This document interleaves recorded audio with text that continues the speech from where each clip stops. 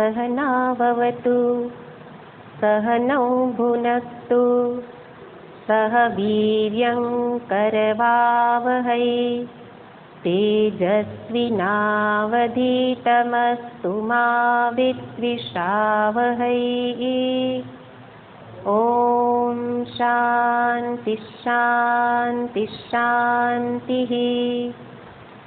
ब्रह्मानन्दं परमसुखदं केवलं ज्ञानमूर्तिं द्वन्द्वातीतं गगनसदृशं तत्त्वमस्यादिलक्ष्यम् एकं नित्यं विमलमचलं सर्वधी साक्षिभूतं भावातीतं त्रिगुणरहितं सद्गुरुं तं नमामि।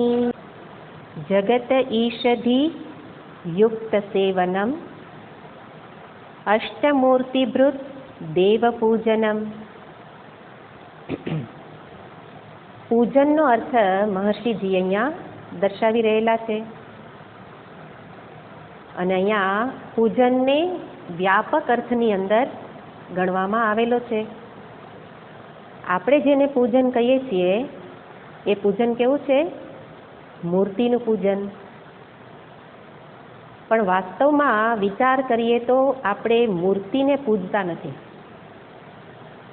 જો ખરેખર મૂર્તિને જ પૂજતા હોઈએ તો અજંતા ઇલોરામાં કેટલી બધી મૂર્તિઓ છે, હે ને?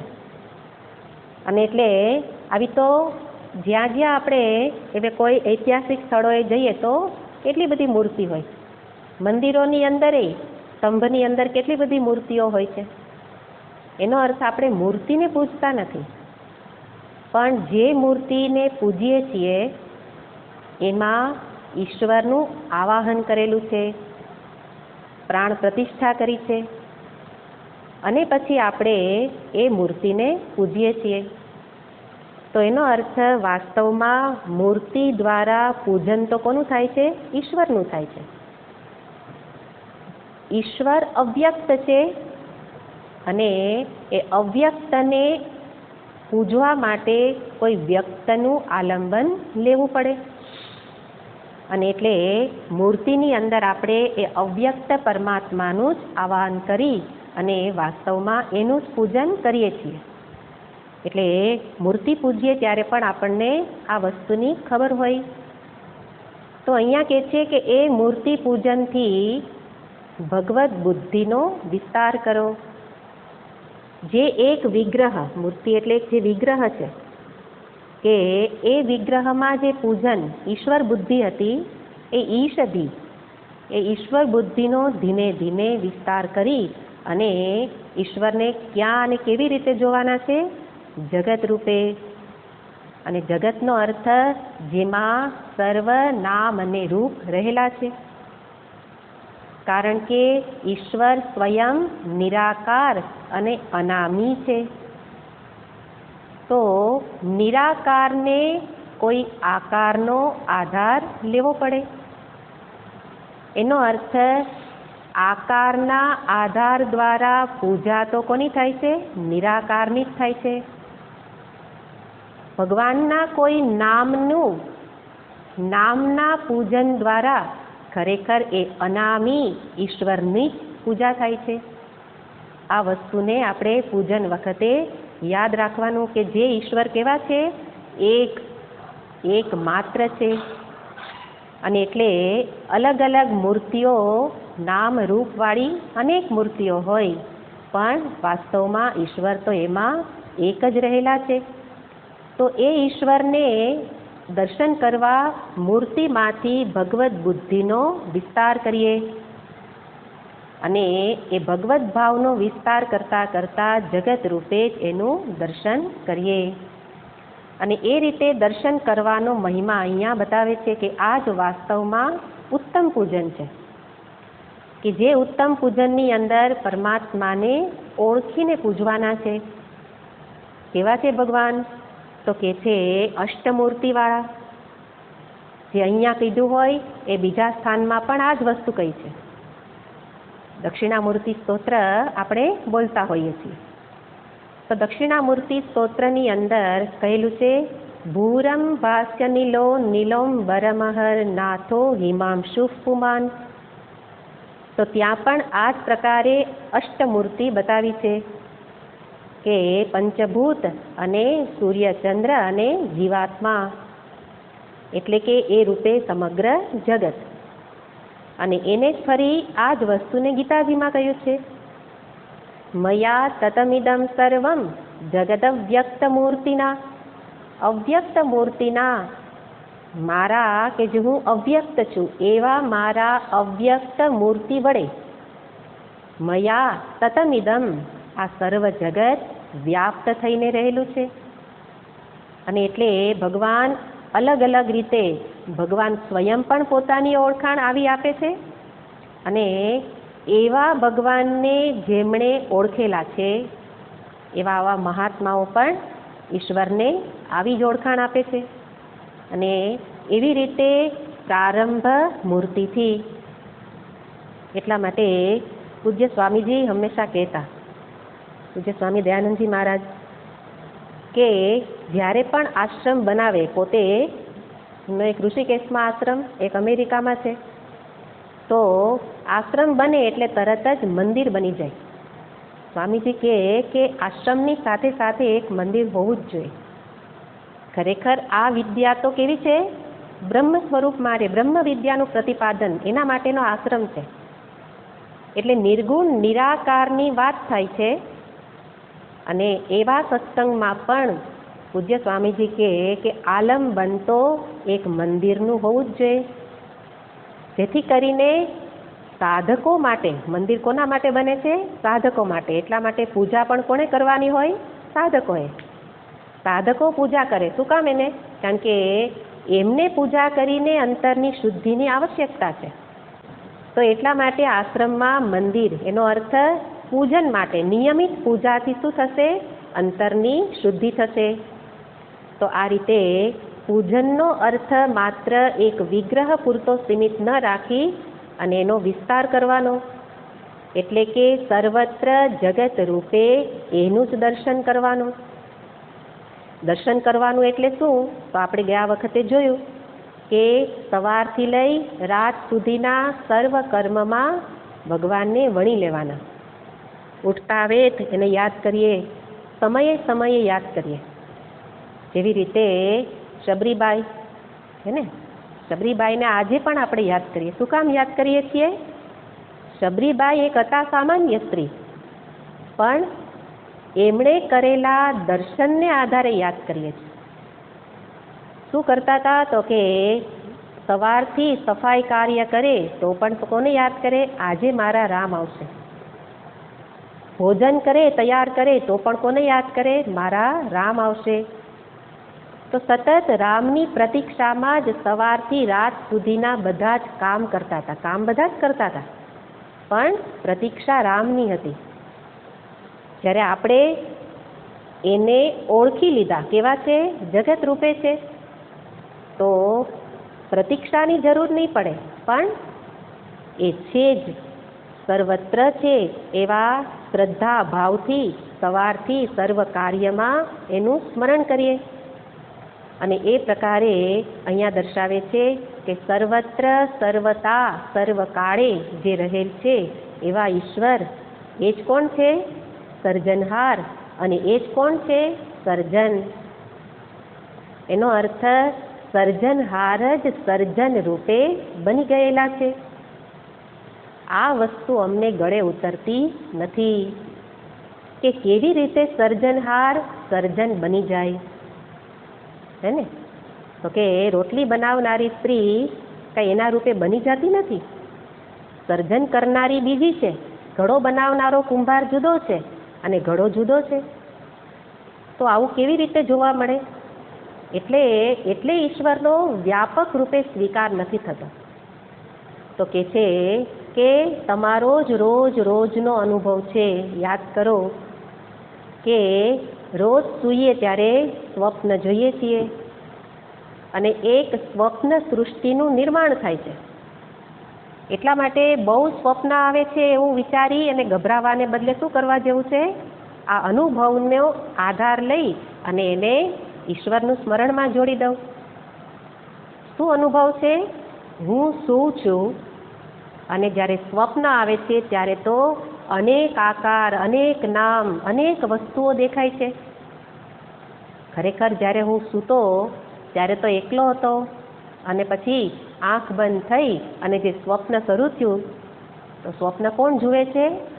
મન. સ્વપ્ન ક્યારે આવે? કે જ્યારે ગાઢ નિદ્રા નથી, અર્ધ જાગ્રત અવસ્થા. તો ત્યારે અર્ધ જાગ્રત એટલે કોણ? શરીર જાગતું નથી, પણ મન જાગે છે. ઇન્દ્રિય પણ સુષુપ્ત સૂતેલી છે, એ પણ શાંત છે, પણ મન જાગે છે. એ મન જ્યારે જાગે છે ત્યારે એ સ્વપ્ન જુએ છે. પૂર્વના જે કંઈ સંસ્કારો છે એનું નિર્માણ એ સ્વપ્નમાં કરી લે છે. કોણ નિર્માણ કરે છે? આપણું મન. તો મન જ જ્યારે નિર્માણ કરતું હોય તો પછી સર્જનહાર કોણ થઈ ગયું? મન. અને એ સર્જનની સાથે હું જોડાઈ જાઉં એટલે મેં શું કહ્યું? હું સ્વપ્ન દ્રષ્ટા. હું સ્વપ્નનો જોનારો, પણ સ્વપ્ન રૂપે બની ગયો. સ્વપ્ન મેં જોયું. બોલીએ છીએ શું? સ્વપ્ન મેં જોયું. જો જોયું હોય તો આ પછી જે દેખાય છે એ બધું શું? તો ત્યારે પછી આપણે અનુભવને આધારે તો કબૂલવું જ પડે કે એ રૂપે પણ હું જ હતો, કારણ કે બહારથી તો કાંઈ આવેલું નથી. અને એટલા માટે સ્વપ્નમાં રહેલી દરેક વસ્તુ એમાં મનનું જ પ્રતિબિંબ રહેલું છે. મનના જ સંસ્કારોમાંથી એ અનેક વસ્તુ વ્યક્તિનું નિર્માણ થઈ શક્યું. તો જો સ્વપ્નની અંદર આવું સંભવ હોય તો આ જગત પણ શું છે? સ્વપ્ન છે. મહાત્માઓની દ્રષ્ટિએ તો જગત સ્વપ્ન જ છે. પણ આપણને સાચું લાગે છે એટલે કહેવું પડે કે આ બધું જ ઈશ્વરમય કરી દો, ઈશ્વરનો ભાવ કરો. શું કામ? જગત સાચું લાગે છે. પણ વાસ્તવમાં જગત સ્વપ્ન સમાન છે. જેવી રીતે સ્વપ્નમાં મારામાંથી જ સર્વ કંઈ સર્જન થયું અને એ રૂપે હું જ બની ગયેલ છું, એવી જ રીતે પરમાત્મામાંથી જગતનું સર્જન અને સર્વ રૂપે કોણ બની ગયેલું છે? ઈશ્વર જ. અને એવી રીતે આ દ્રષ્ટાંતને અધીન જગત ઈષધી કરવી સરળ બની જશે. અને એટલે કરવાનું શું છે?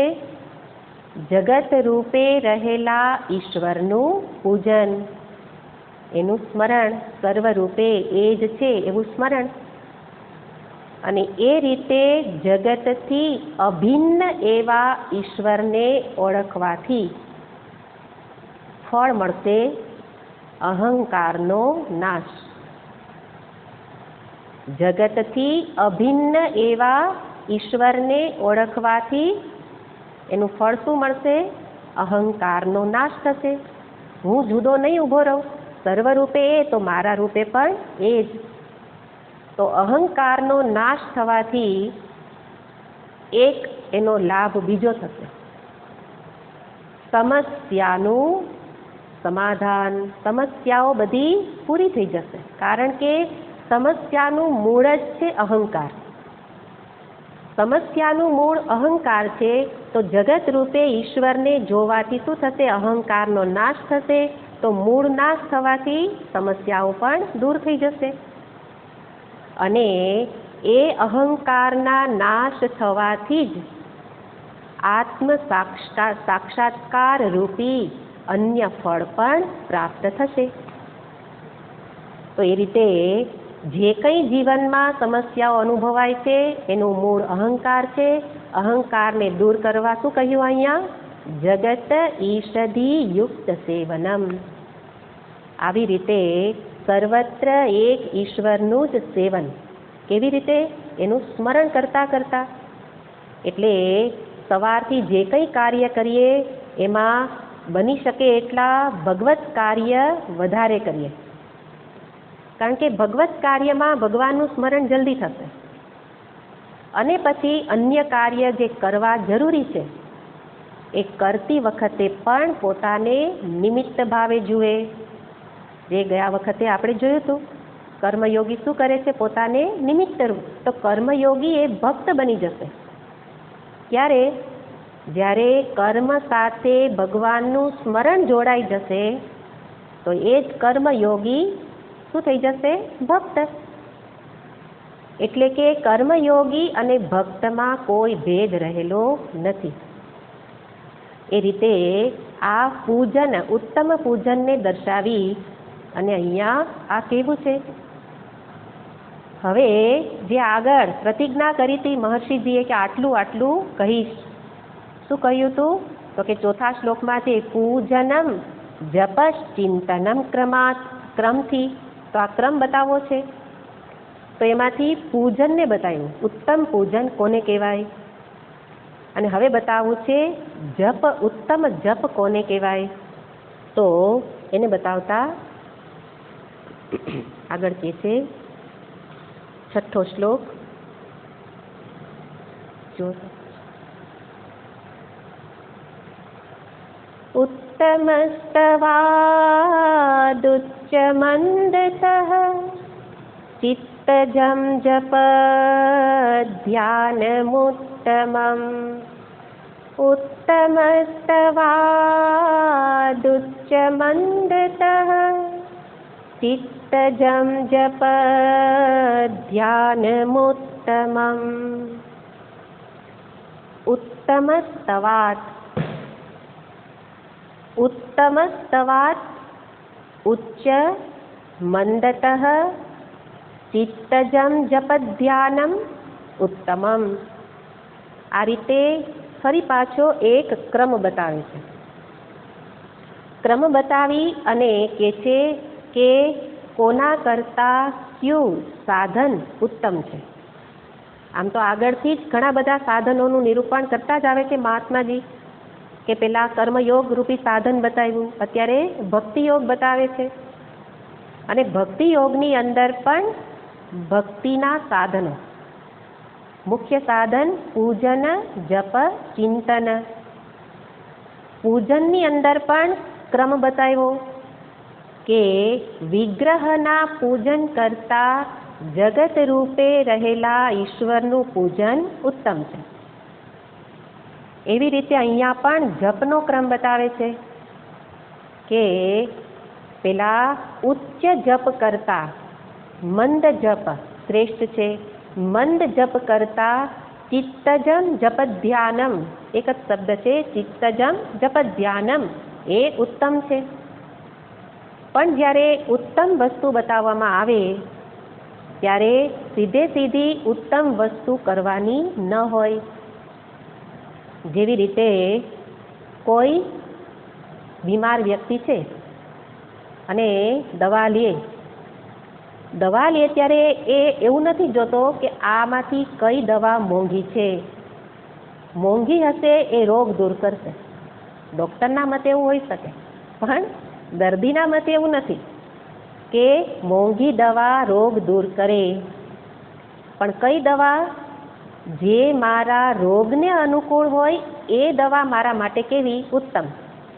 મોંઘી દવા મારા માટે ઉત્તમ એવું ન કહેવાય, શ્રેષ્ઠ દવા મારા માટે ઉત્તમ એવું ન કહેવાય, પણ જે દવા મારા રોગને દૂર કરે. એટલા માટે પહેલાં પોતાના રોગને ઓળખવો પડે. મનમાં કેવા કેવા પ્રકારના રોગ, આ આધ્યાત્મિક વિદ્યા જે છે, અધ્યાત્મ વિદ્યા એ આ બધા રોગને દૂર કરવા માટે.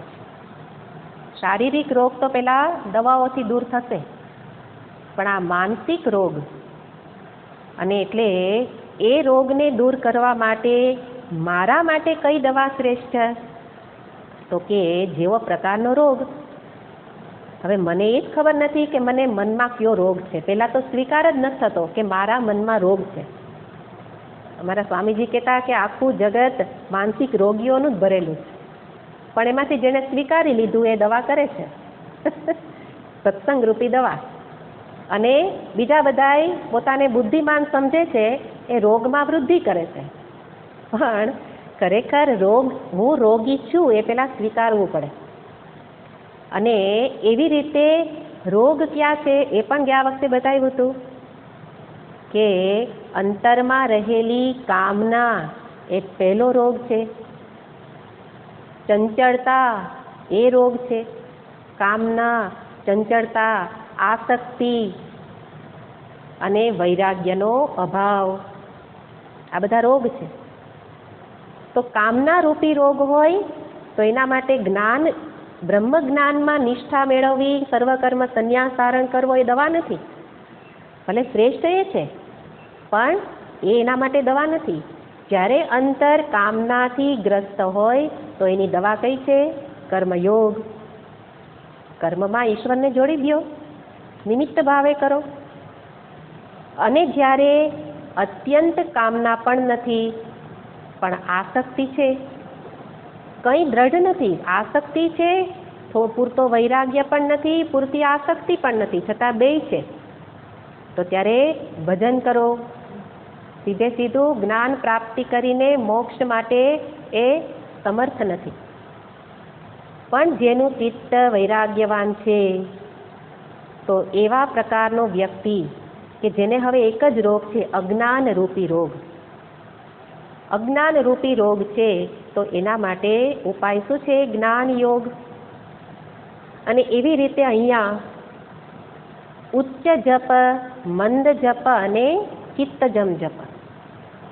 તો એ પણ ચિત્તજમ એટલે માનસ જપ શ્રેષ્ઠ છે. પણ જેનું મન વિક્ષિપ્ત છે, ચંચળ છે, વિચારોમાં અટવાયેલું હોય, તો એના માટે માનસ જપ શ્રેષ્ઠ નથી. એના માટે ઉચ્ચ જપ. તો અહીંયા પહેલા આપણે એની પૂર્વે જે શબ્દ પ્રયોગ કર્યો છે એને જોઈએ તો ઉત્તમ સ્તવાત. ઉત્તમ ઉત્તમસ્ય સ્તવ. શબ્દ પ્રયોગ, શબ્દને જરાક છૂટો પાડીને જોઈએ તો ઉત્તમસ્ય સ્તવ. ઉત્તમનું સ્તવ એટલે સ્તુતિ, ગાન. ઉત્તમ એવા કોણ? પરમાત્મા. પરમાત્માની સ્તુતિ એ ઉત્તમ સ્તવ. પરમાત્માની સ્તુતિને માટે શબ્દ શું કહેવાય? ઉત્તમ સ્તવ. તસ્માત એટલે એનાથી, ઉત્તમ સ્તવાત પરમાત્માની સ્તુતિથી. મૂળ શબ્દ શું છે? ઉત્તમ સ્તવ. અને પછી એના કરતા બતાવવું છે, એટલા માટે પંચમી વિભક્તિ ઉત્તમ સ્તવાત. એટલે પહેલું સાધન અહીંયા મહર્ષિજી બતાવે છે સ્તુતિ ગાન, પાઠ, પારાયણ જે આપણે કરીએ છીએ.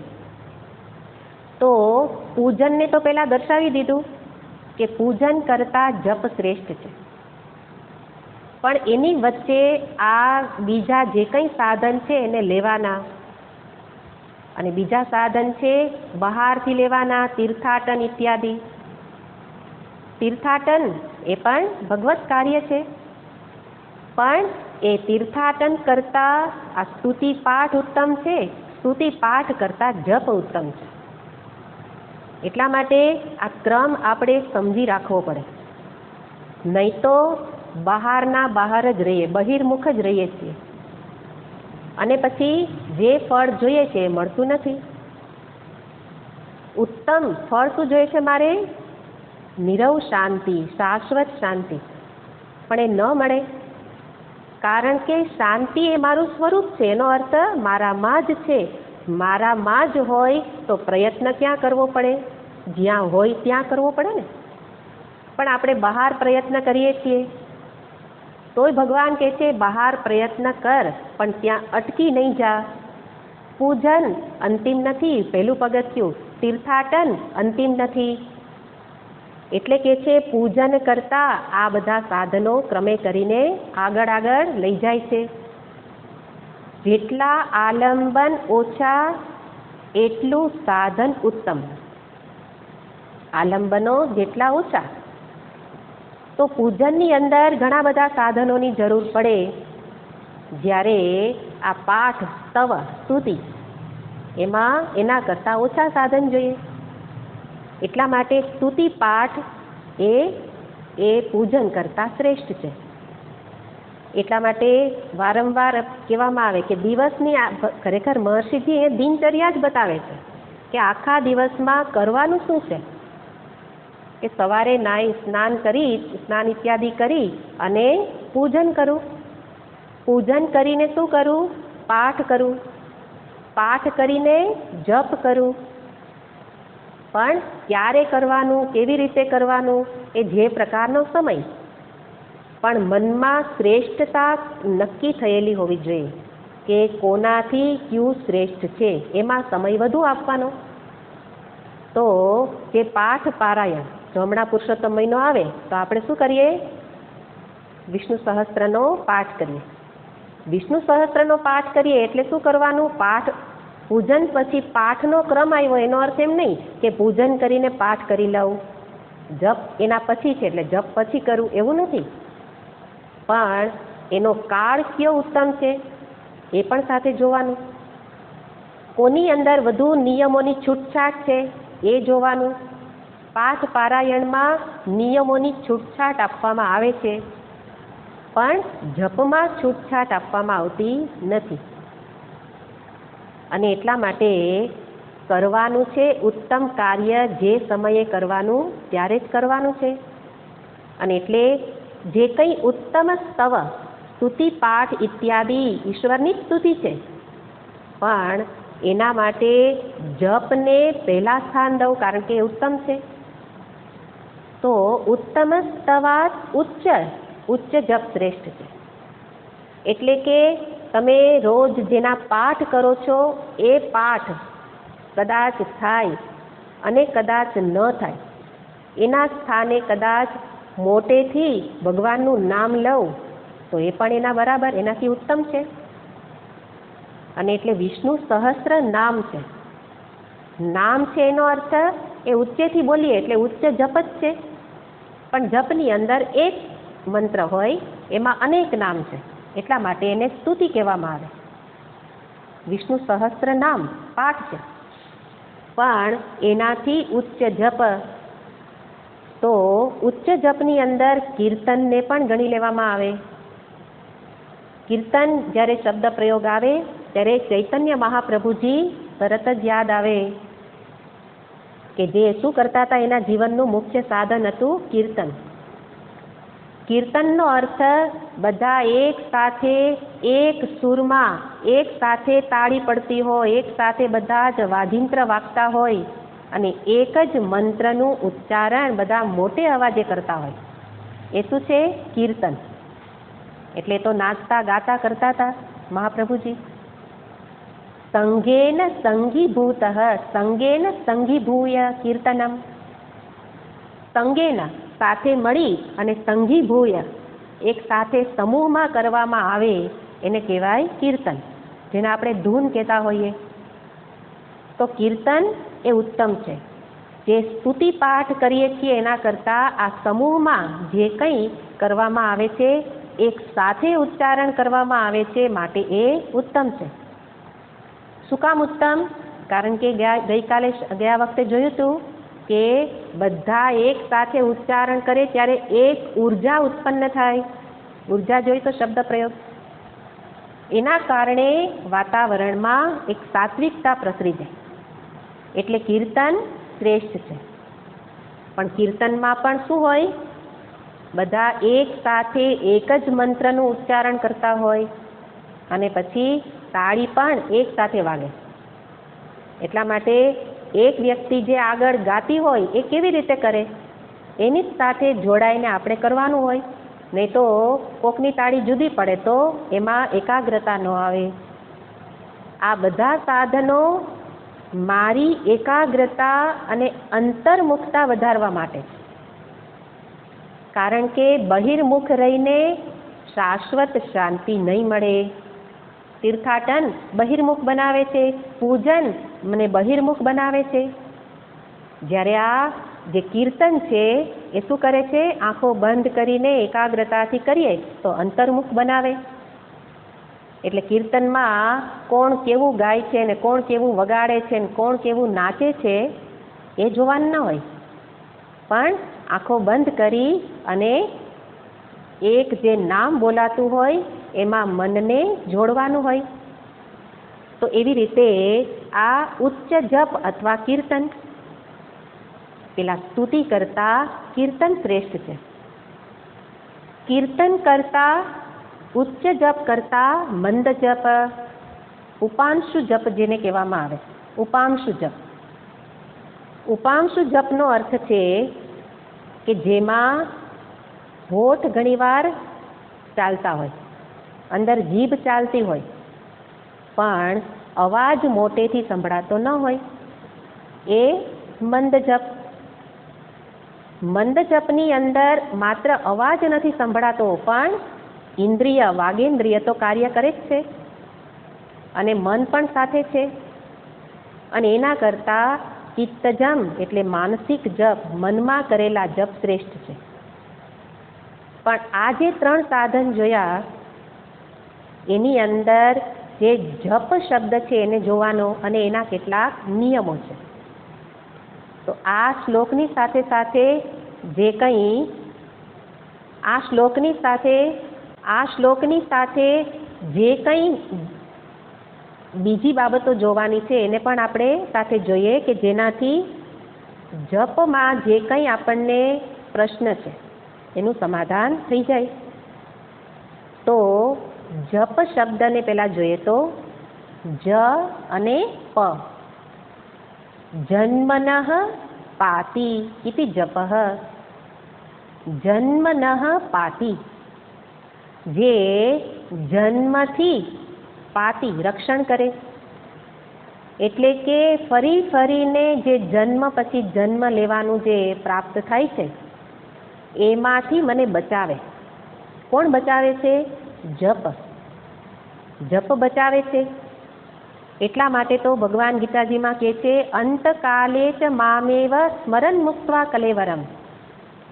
જે અંતકાલે મારું સ્મરણ કરતા કરતા શરીરને છોડે તો એને એવા પ્રકારની ગતિ થાય.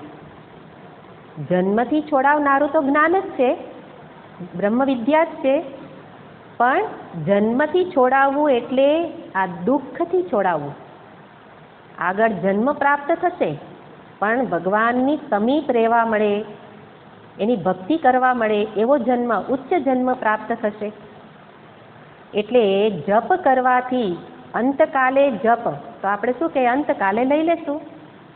ભગવાને કહ્યું છે ને કે અંતકાલે જે મારું નામ લે એટલે આપણે એ બધાને કહે કે બા રામ બોલો રામ.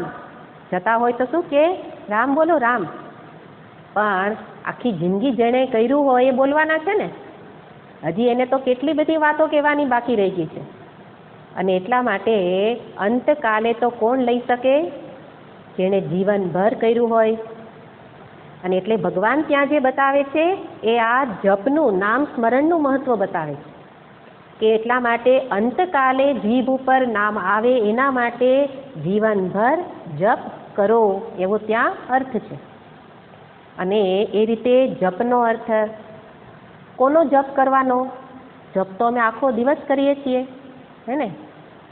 ઘરમાં કાં તો બાળકોના નામની માળા ફેરવીએ, ઘરવાળાના નામની ફેરવીએ, કાં તો કાંઈ જ્યાં જવું છે એ બધા જે વિચારો એની માળા જ ફરે છે. પણ મંત્ર જપ, જપ કોનો કરવાનો? મંત્રનો.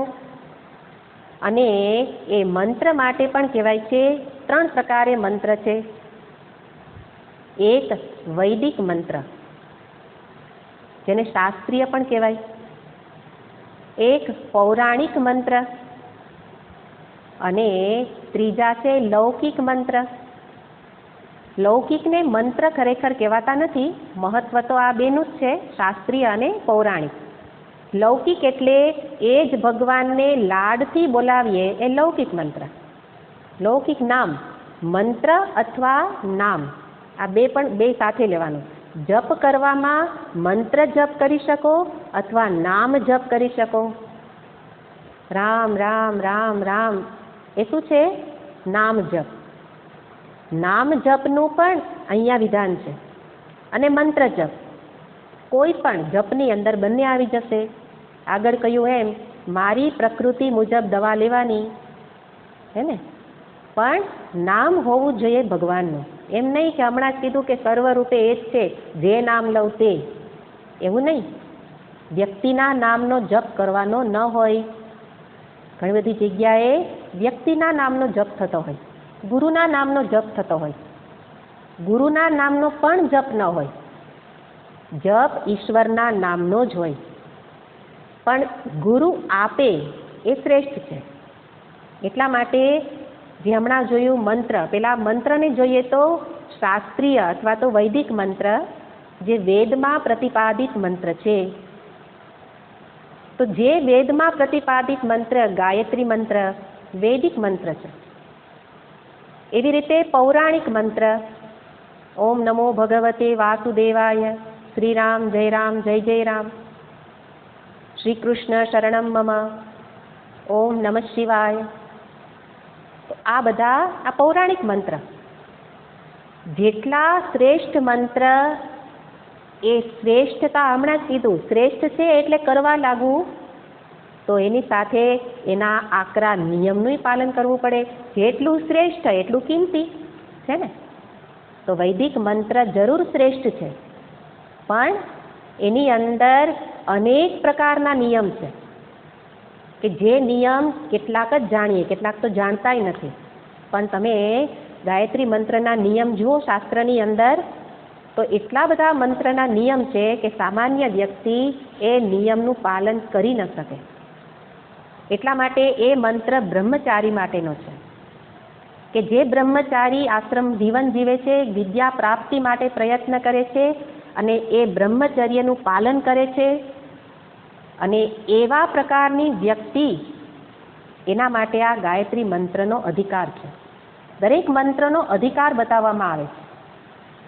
અને એટલે હાલતા ચાલતા ન બોલાય, સામાન્ય નિયમ છે. જે સામાન્ય નિયમનું પણ આપણે પાલન કરી શકીએ નહીં. એટલા માટે કહેવામાં આવે સર્વ માટે અનુકૂળ છે પૌરાણિક મંત્ર, જેની અંદર નિયમો સામાન્ય છે, દોષો ઓછા છે. વૈદિક મંત્રમાં નિયમો અનેક છે અને પાલન ન થાય તો અનેક દોષ પ્રાપ્ત થાય છે. અને એના કરતાં પણ વધારે સરળ છે ભગવાનનું નામ, કે જેમાં કોઈ દોષ નથી. રામ રામ તમે ગમે ત્યાં કરી શકો, કૃષ્ણ કૃષ્ણ કનૈયો, પણ એક નામ એવું પસંદ કરીએ વિઠ્ઠલ. તો એલા જનાબાઈ, તો જનાબાઈ કોઈ મંત્ર જપ નહોતા કરતા, પણ આજે એને યાદ કરીએ. જનાબાઈ એ ખરેખર તો પેલા છાણા થાપવાનું એટલે નિકૃષ્ટ કામ કરતા હતા, અને સ્વભાવનાય બહુ ઉગ્ર, એટલે બોલવે ચાલે બહુ ઉગ્ર હતા. પણ એક વિઠ્ઠલ નામ પકડાઈ ગયું હતું. એ જ્યારે પેલો સંઘ આવ્યો અને તીર્થ કરતાં કરતાં બધા આવે છે, અને પેલા કોઈ મહાત્માને પૂછે છે કે મને એવું કંઈક તીર્થ તો હું નથી કરી શકતી, મારે તો આટલા કામ છે, પણ મને એવું કંઈક આપો કે જેથી હું ભગવાનનું નામ લઈ શકું. તો કે વિઠ્ઠલ વિઠ્ઠલ કર. અને એ પકડાઈ ગયું મનમાં. તો ક્યારે વિઠ્ઠલ વિઠ્ઠલ કરે? તો કે છાણા છાપતાય વિઠ્ઠલ વિઠ્ઠલ, અને દિવસ દરમિયાન આખો દિવસ. તો નામ જપમાં કોઈ નિયમ નથી. એટલા માટે તો એના છાણાની અંદર પોતે ગેરંટીથી કહી શકતા હતા જનાબાઈ, કે જ્યારે એને બજારમાં છાણા વેચવા ગયા હોય, તો છાણા વેચ્યા ત્યારે પેલા એ કહ્યું કે બાઈ તારા છાણા ક્યાં છે? તો કે એમાં પૂછવાનું શું હોય, તોડીને જોઈ લે, કાને રાખી લે, વિઠ્ઠલ સંભળાય. આવી એની બોલવાની રીત હતી. જેમાં વિઠ્ઠલ સંભળાય એ જનાબાઈના છાણા. તો કેવી મહાન ભક્તિ! પણ એક નામ, એક નામે જીવનભર એક નામ, પણ એવું સાધન અપનાવ્યું કે દ્રઢ વ્રત ધારણ કરી પાછળ લાગી ગયા. તો એવી રીતે નામ જપમાં વિશેષ નિયમો નથી રહેલા, પણ મંત્ર જપમાં નિયમ છે. અને એમાં પણ શ્રેષ્ઠ મંત્ર કહેવાય છે ગુરુ મંત્ર, જેને દીક્ષિત મંત્ર કહેવાય. એનું કારણ છે કે નામ એટલે સ્વયં ભગવાનના નામમાં તો શક્તિ છે જ. એટલા માટે ગુરુ મંત્ર ન લીધો હોય તો પણ નામ લઈએ તો પણ ઈશ્વરની શક્તિ પ્રાપ્ત થાય, એની કૃપા મળે. પણ ગુરુ મંત્ર લેવાથી ગુરુના તપોબળ, જ્ઞાન બળ એનો પણ લાભ મળે. અને એટલા માટે ગુરુ મંત્રનો મહિમા શાસ્ત્રમાં ગાવામાં આવતો હોય. અને ઘણી વખત જપ વિશે ઘણા બધા પ્રશ્ન હોય, શું કરવાનું, કેવી રીતે, તો ગુરુ મંત્ર દ્વારા ગુરુ જ બતાવે કે કેવી રીતે શું કરવાનું, કયા નિયમનું પાલન કરવાનું. તો એ રીતે ક્રમ બતાવવામાં આવે છે. અને આ બધા જ મંત્ર એ ઋષિઓની તપસ્યાને અંતે મંત્ર દ્રષ્ટારહ ઋષય, આ બધા ઋષિઓ મંત્ર દ્રષ્ટા છે. એટલે ઋષિઓએ પોતાના તપોબળને આધારે એ મંત્રનું કહેવાય કે પ્રગટ કરેલા, સર્જન તો નહીં પણ પ્રગટ કરેલા છે. એટલા માટે ઋષિઓનું તપોબળ પણ મંત્રમાં હોય જ છે.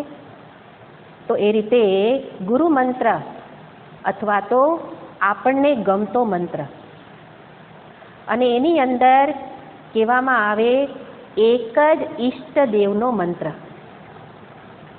નહીં તો ગયા વખતે જોયું એમ, ઈષ્ટદેવ બદલવાના નહીં અને મંત્ર બદલવાના નહીં.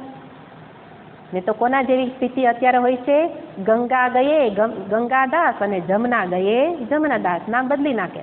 ગંગાજીએ ફરવા જાય તો પોતાને શું ઓળખાવા લાગે, ગંગાદાસ, અને જમનાજીએ જાય તો શું કહે, જમનાદાસ. એવી રીતે જે સામે ભગવાન મારા ઈષ્ટદેવ, અને પછી જે બધાય કહે એવી રીતે આપણે મંત્ર બોલવા લાગીએ. અને એટલે ખાસ કરીને આ મંત્ર જપ ને પૂજા એની અંદર બહુ બધાયના વિવિધ મતો હોય, અને આવીને આપણને કહી જતા હોય, અને આપણું મન તરત જ એના રવાડે ચડી જાય, કારણ કે ક્યાંય શ્રદ્ધા બેઠેલી નથી. એટલા માટે કહેવામાં આવે જપની પૂર્વે શ્રદ્ધા અને ભાવ મહત્વના છે. શ્રદ્ધા અને ભાવ, શ્રદ્ધા અને ભાવ મહત્વના છે. એનો અર્થ એક ઈષ્ટદેવમાં પહેલાં તો શ્રદ્ધા હોવી જોઈએ. અને એટલે પહેલાં શાંતિથી બેસી પોતાના મનને પૂછવાનું કે મારા ઈષ્ટદેવ ક્યાં છે.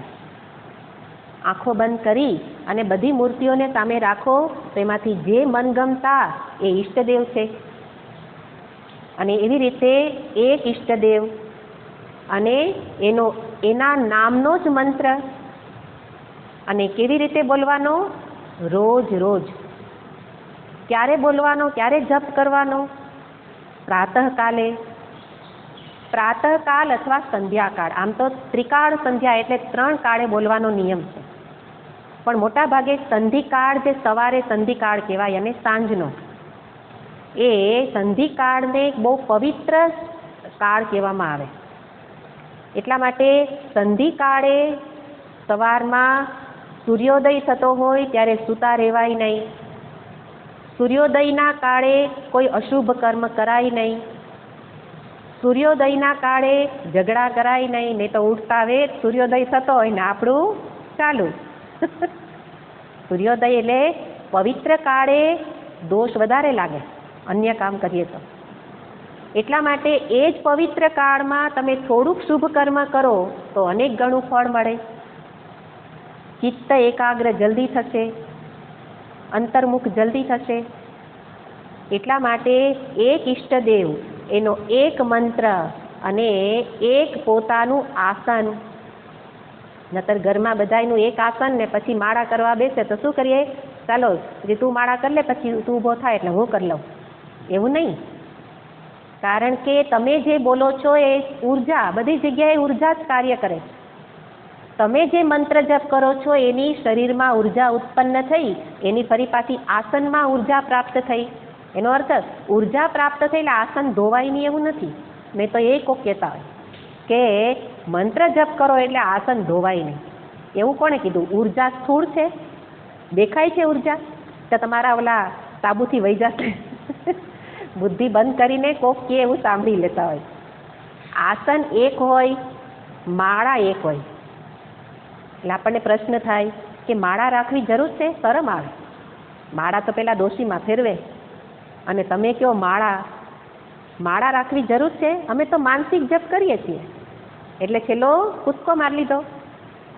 માનસ જપ એમ થાય નહીં, આલંબન લેવું જ પડે, અને આલંબન માટે માળા એ આધાર છે. અને એ માળા પણ ગોમુખીમાં રાખેલી હોય અથવા કોઈ વસ્ત્ર ઢાંકેલું હોય. એવી રીતે જે એમનું મેરું છે ત્યાંથી ફરી પાછા ફરવાનું, મેરુને ઓળંગાય નહીં, આ બધા નિયમ છે માળાના. તો આ બધા જપ કાલે ધ્યાનમાં રાખવાના નિયમ છે. અને સાથે બીજો નિયમ કે જે સવારે જપ કરો છો અને જેટલા જપ કરવાનું નક્કી કર્યું એનો રોજ રોજ નિયમનું પાલન કરવાનું. મેં તો કીધું કે આજે જપ વિશે સમજાવ્યું એટલે કાલે ઉભરો આવી જાય. અને પછી આરંભે સુરા, જેમ હમણાં આપણે સત્સંગમાં થાય ને કે ઓનલાઈન સત્સંગ ચાલે છે તો એ ટપોટપ બધા જોડાવા લાગે અને પછી એમાંથી કરતા જાય. એટલે હંમેશા આપણી આવી જ સ્થિતિ છે, આરંભે સુરા. એમ જપમાં એવું થાય કે આરંભે સુરા એટલે કાલે ઉઠીને સવારમાં વહેલા 4 વાગે ઉઠી ગયા, કારણ કે વહેલી સવારના જપ તો બહુ સારા. અને પછી બીજે દિવસે 6 વાગે અને પછી 8 વાગે. હવે મારાથી નહીં થાય, છોડી દઈએ.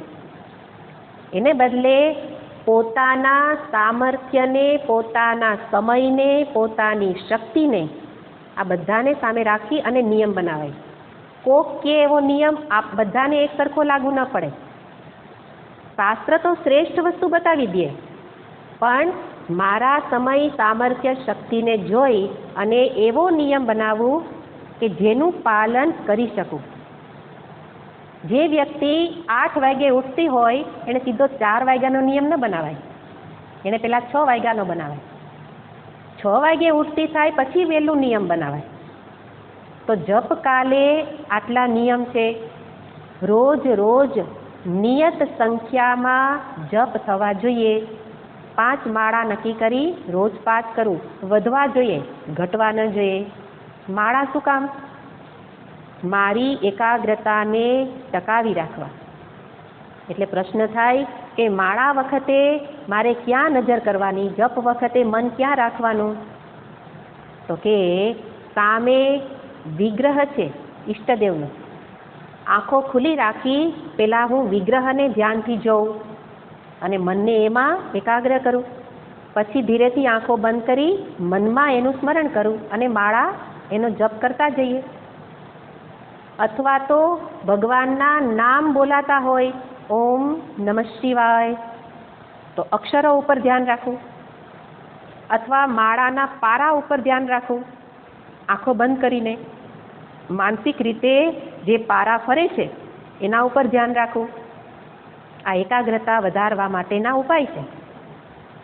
અને એનાથી આગળ એના અર્થનું અનુસંધાન કરું અને એવી રીતે ભગવાનને કાં તો ભ્રુકુટીમાં અથવા હૃદયમાં નિહાળું. હૃત્પુંડરીકે વિરજમ વિશુદ્ધમ. તો ક્યાં મનને રાખવાનું? આટલામાં રાખવાનું. એના સિવાય મન બહાર જવાનું જ છે. જાય તોય વાંધો નહીં, પાછું લાવો. જ્યારે જાય, જ્યારે ખબર પડી ત્યારે પાછું લઈ આવીએ. અને એટલે કોઈકનો પ્રશ્ન હતો કે જપ તો કરીએ આ બધા નિયમથી, કે સવારના કરીએ 1 આસન, 1 માળા, 1 ઇષ્ટ, 1 મંત્ર અને નિયત સંખ્યા, આ બધુંય કરીએ. હજી આગળ એક નિયમ બતાવીને પછી બીજી પ્રશ્નને જોઈએ. તો એક હજી નિયમ છે કે જપ કાલે બોલવું નહીં. જપ કાલે ન ભાષેત અન્યાની પ્રેક્ષયેત ન નાન્યાની પ્રેક્ષયેત બુધઃ. જપ કાલે ન ભાષેત નાન્યાની પ્રેક્ષયેત બુધઃ.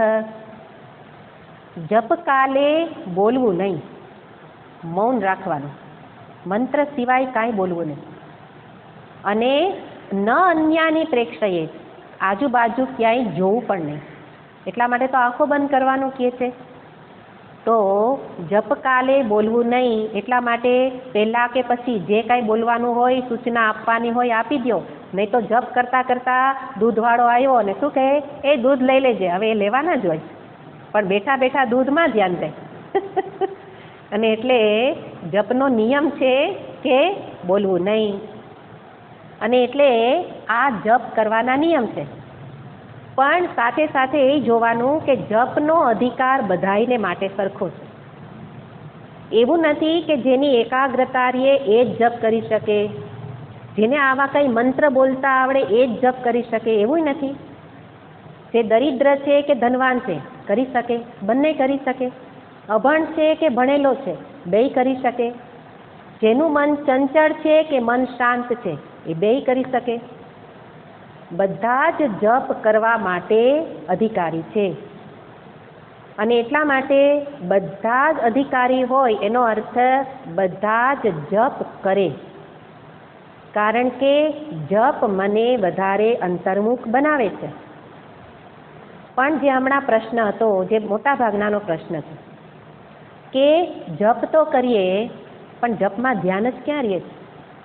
એના કરતાં તો બીજા કામ કરી લેવા સારા. આ તો ખાલી સમય બગડે છે, મન તો ભટકા જ કરે છે. કેટલા બધા વિચારો આવે અને જપ ક્યાં થતો હોય ને મન તો વિચારના ચકડોળે ચડી જાય. એના કરતાં આ સમય બગાડવા કરતાં જપ નથી કરતા, એના કરતાં પૂજા કરી લઈએ, એમાં તો ધ્યાન તો રહે. પણ એના માટે એને દ્રષ્ટાંત આપવામાં આવે કે તમે સમુદ્ર સ્નાન કરવા ગયા હે ને, ત્યાં જગન્નાથપુરીની અંદર સમુદ્ર સ્નાનનું મહત્વ છે. બીજે બધે નદીઓના સ્નાનનું મહત્વ છે, પણ જગન્નાથપુરીમાં લોકો સમુદ્રનું સ્નાન કરે. અને કરવા ગયા અને ટુવેલ બવેલ જે કાંઈ વસ્ત્ર જરૂર પડે બધું લઈને કિનારે ઊભા છીએ અને એક મોટું મોજું આવ્યું અને આપણે ઊભા રહી ગયા. એ થયું કે હમણાં મોજું શાંત થાય પછી અંદર સ્નાન કરવા જાઓ. ત્યાં બીજું મોજું, ત્યાં ત્રીજું મોજું, અને પેલા ભાઈ તો ઊભા ને ઊભા. કોઈએ પૂછ્યું કે ભાઈ સ્નાન કરવું જ કે નહીં? તો કે કરવું તો છે, પણ આ મોજા થોડાક શાંત થાય ને પછી અંદર જાઓ. તો કે તો હવે પાછા જાઓ, કારણ કે સમુદ્રમાં મોજા કદી પણ શાંત થાય જ નહીં અને તમે કદી સ્નાન કરી શકશો નહીં. એને બદલે સ્નાન કરવું હોય તો જે મોજું આવે એને જ પકડો અને એમાં જ મારો ઠેકડો અને સ્નાન થઈ જશે. એવી જ રીતે આપણા મનની અંદર સંકલ્પ વિકલ્પ મોજા આવે જ છે ને, આમ કરું આમ ન કરું, આમ થશે આમ નહીં થાય. સંકલ્પ વિકલ્પાત્મકમ મનઃ, મનનું સ્વરૂપ છે આ. તો મન એને જ કહેવાય જેની અંદર વિચાર આવે.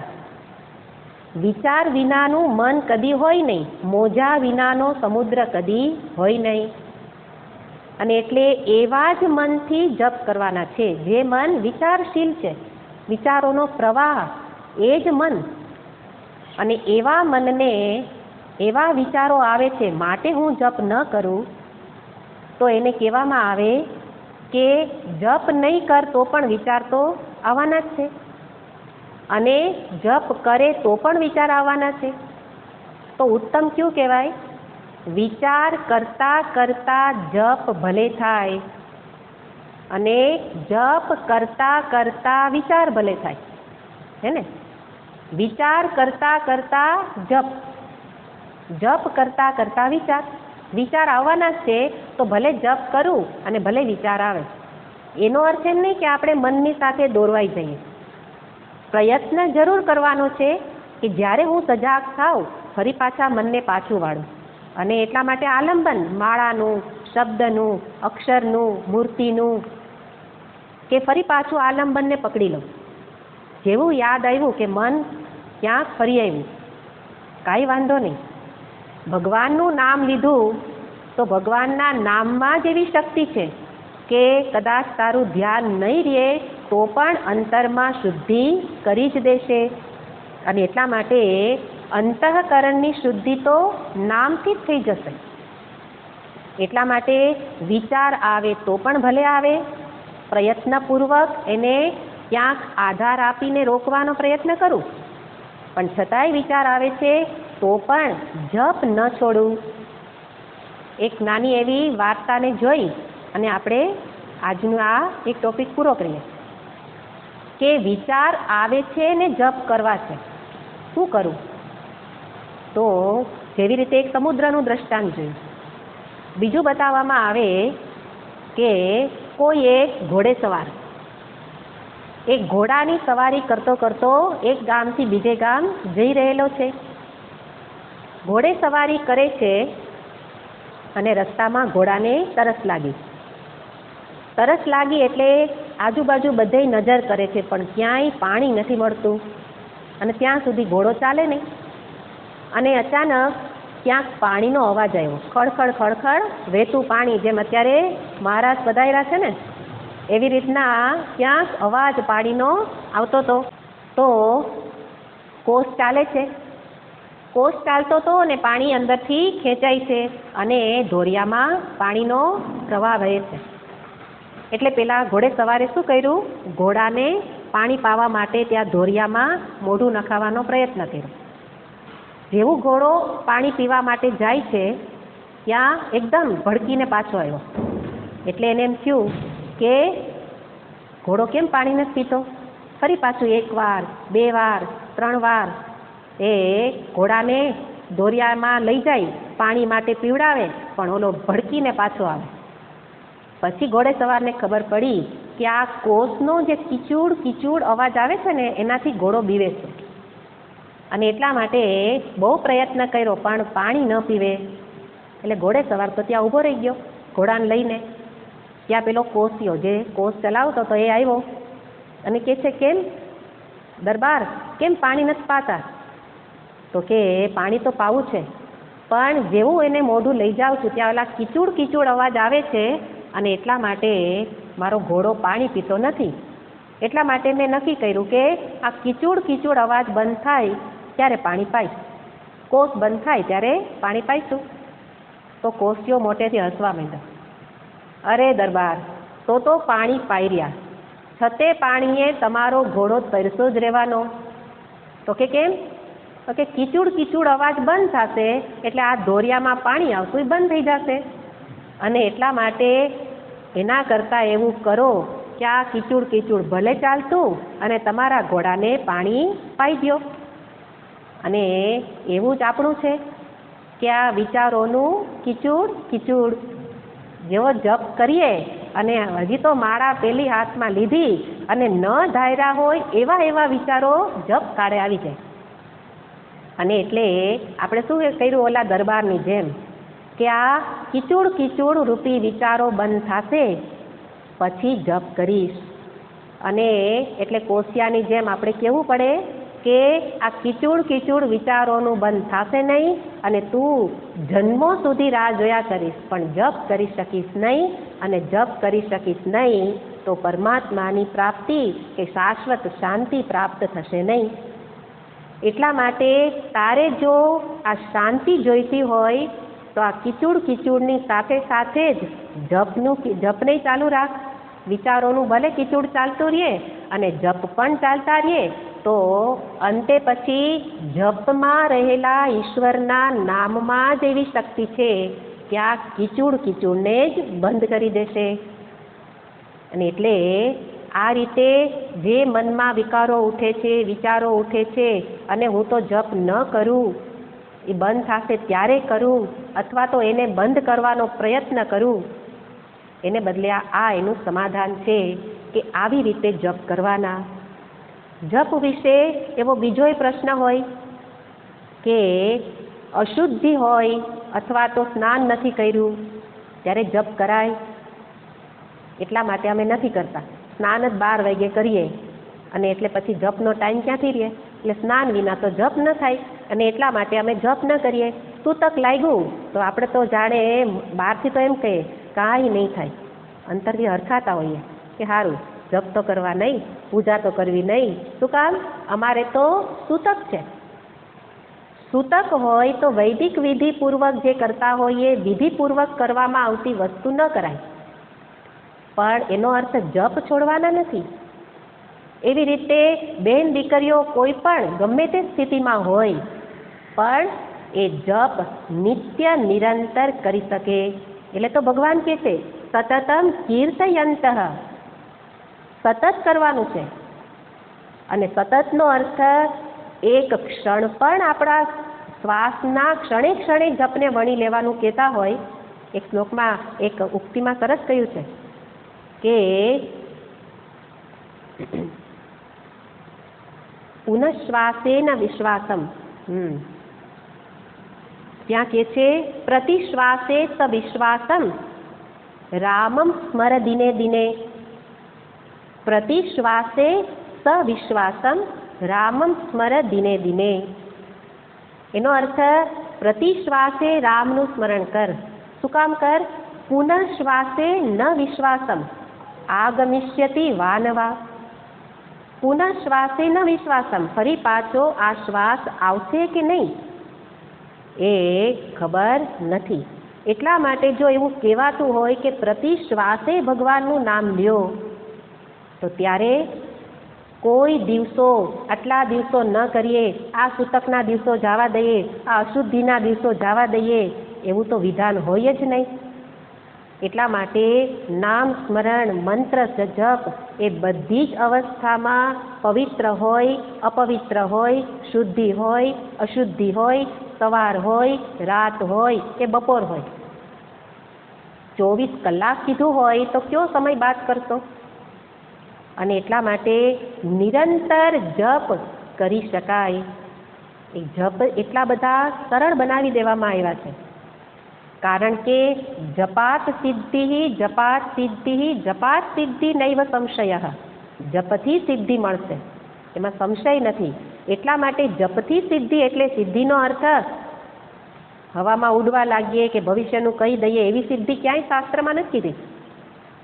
સિદ્ધિ જ્યારે શબ્દ વાપરે ત્યારે શુદ્ધિ લેવાનું. અંતરની શુદ્ધિ જપથી છે, અને જપથી જ શુદ્ધિ હોય તો પછી એમાં કોઈ નિયમનું પાલન ન થાય. કદાચ તમે આસન પાથરીને કરો કે ન કરો, હાલતા ચાલતા કરો તો પણ ચાલે, પણ જપ થવો જોઈએ. કેવો જપ? પહેલાં ઉચ્ચ જપ, સીધો માનસિક નહીં. નહીં તો શું કહે, મારું તો મન જપમાં જ હોય, પછી ક્યાં જપ એ પોતે જ જાણતા હોય. એટલે સીધું માનસ જપ કહેવામાં આવતું નથી. અને એ રીતે કાં તો પોતે મંદ જપ કરે કાં ઉચ્ચ જપ કરે, પણ જપનું સ્થાન શ્રેષ્ઠ છે. એવી રીતે અહીંયા હજી પણ જપ વિશેની વાતને વિસ્તારથી આગળ જોઈશું. પણ આજે કેટલાક સામાન્ય નિયમ બતાવ્યા, એ નિયમનું પાલન થાય, અને સાથે સાથે મનમાં રહેલા આવા કોઈ પણ પ્રશ્ન હોય તો એને દૂર કરી અને જપ કરાય. માત્ર આટલું જ યાદ રાખવાનું છે કે જપ કરવાના છે. કેટલા કરવાના? જેટલા બને એટલા વધુ. રોજ રોજ વધતા જાય, પણ ઘટવા ન જોઈએ. અને એવી રીતે આ રીતે નિત્ય નિરંતર જપ કરવાથી જ શ્વાસે શ્વાસે જપને વણી લઈ શકાશે. એક દ્રષ્ટાંત આપી દઉં, એક છેલ્લું. જેમ અર્જુન ને ભગવાન કૃષ્ણના પટરાણી, કદાચ રૂકમણીજી અથવા સત્યભામાજી, બેમાંથી કોઈને પ્રશ્ન થયેલો કે ભગવાન તમે દિવસ રાત અર્જુનના જ વખાણ કર્યા કરો છો, અર્જુનના જ વખાણ કરો છો, અને એનો અર્થ અમારામાં કોઈ ગુણ નથી કે અમને ક્યાંય ગણતા જ નથી એવું લાગે છે? કેમ તમે અર્જુનના બહુ વખાણ કરો છો? તો ભગવાને ત્યારે જવાબ ન આપ્યો. પણ એક વખત અર્જુન જ્યારે સૂતા હતા ત્યારે ભગવાન કૃષ્ણને ત્યારે જવાનું છે, અને અર્જુનના શ્વાસે શ્વાસમાંથી કૃષ્ણ કૃષ્ણ એવો અવાજ આવતો હતો. પટરાણીને બોલાવ્યા અને કીધું સાંભળો. સાંભળે છે તો ખબર પડી અર્જુનના શ્વાસે શ્વાસે કૃષ્ણ કૃષ્ણ નામ સંભળાતું હતું. એટલે પટરાણી તરત જ સમજી ગયા કે ભગવાનને અર્જુન કેમ અત્યંત પ્રિય છે. એવી રીતે આપણે પણ પ્રિય થવું હોય તો શ્વાસે શ્વાસે ભગવાનનું સ્મરણ બનેલું રાખવા માટે શું કરીએ? નિયમપૂર્વક જપ કરીએ. વિશેષ વાત પછી. ઓમ પૂર્ણમદ પૂર્ણમિદં પૂર્ણાત પૂર્ણમુદચ્યતે પૂર્ણસ્ય પૂર્ણમાદાય પૂર્ણમેવાવશિષ્યતે. ઓમ શાંતિ શાંતિ શાંતિ. હરિ ઓમ શ્રી ગુરુભ્યો નમઃ. હરિ ઓમ.